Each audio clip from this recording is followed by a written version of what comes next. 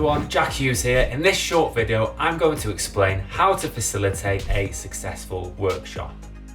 It all starts with preparation, by clearly stating the purpose, the intended outcome, and of course, who needs to be there.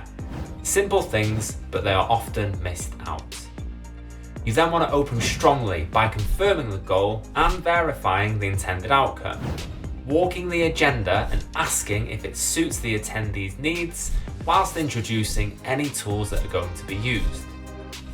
Now the real work can begin by letting those involved generate ideas, but don't forget to bring people back together in order to prioritise, choose and vote on what to do next. Having a parking zone for those conversations or topics that need revisiting can also help. To close the loop, you're going to summarise the work, call out any actions, check the parking zone and ask if the purpose has been met. And finally, celebrate that you have all made it through in one piece. Remember, as the facilitator, you create the environment for people to come up with their own great solutions. Pay close attention to where you position yourself, along with your tone of voice. And that's it. If you would like any help in facilitating workshops within your organisation, feel free to drop me a message in all the usual places or leave a comment below.